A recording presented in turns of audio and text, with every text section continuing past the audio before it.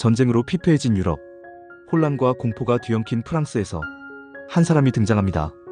작고 마른 체구, 강한 코르시카 억양을 가진 무명의 청년. 하지만 그의 눈빛은 전장을 꿰뚫는 전략가의 눈이었습니다.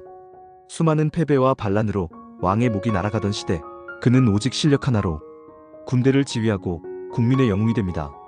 그리고 결국 그는 스스로 황제가 되죠. 나폴레옹 보나파르트. 나는 내 운명을 창조한다. 그가 남긴 이 말처럼 그는 시대를 바꾸고 유럽의 지도를 다시 썼습니다. 하지만 모든 영광에는 대가가 따르듯이 그의 인생은 영광과 몰락이 함께 공존합니다. 이 영상은 전쟁 속에서 태어난 한 영웅의 이야기, 나폴레옹의 진짜 인생을 담았습니다. 나폴레옹은 1769년 지중해의 작은 섬 코르시카에서 태어났습니다. 그의 가문은 몰락한 귀족 출신이었고 그 당시 프랑스에 병합된 지 얼마 되지 않은 코르시카인은 프랑스 본토에서 이방인 취급을 받았습니다. 소년 시절의 나폴레옹은 프랑스 본토의 군사학교에 입학하지만 강한 억양과 가난한 배경으로 조롱을 당했죠. 하지만 그는 굴하지 않았습니다. 책을 파고들고 수학과 역사, 전쟁 이론에 몰두합니다.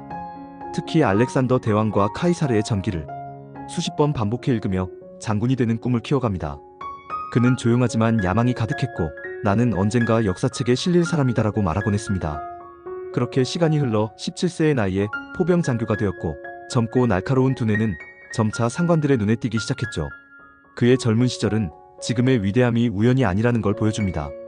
나폴레옹은 이미 어린 시절부터 전장의 영웅이 아니라 역사의 주인공을 준비하고 있었던 겁니다.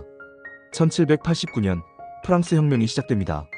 왕이 단두대에서 처형되고 사회는 혼란과 피해 숙청 속으로 빠져들죠.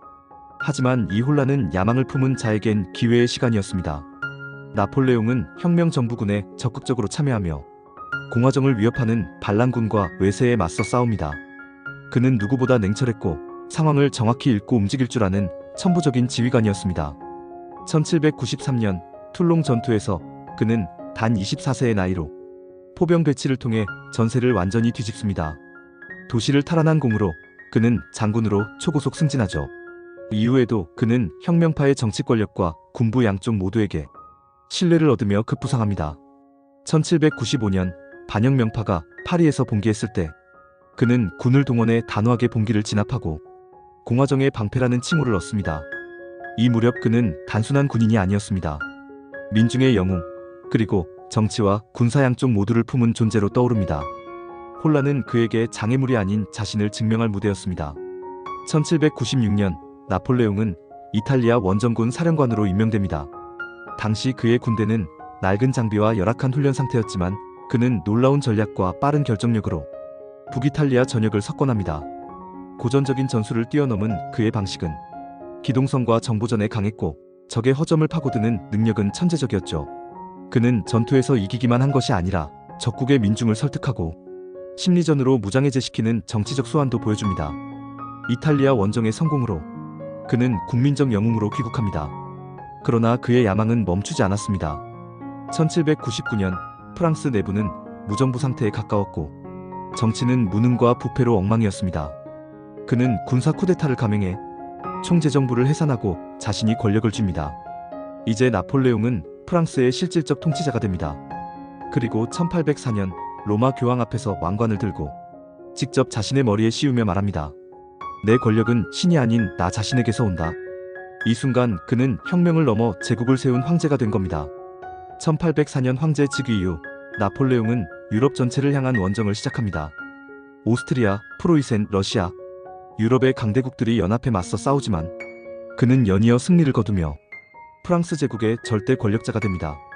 1805년 아우스터리츠 전투, 그는 수적으로 열세였지만 천재적인 전술로 연합군을 격파합니다.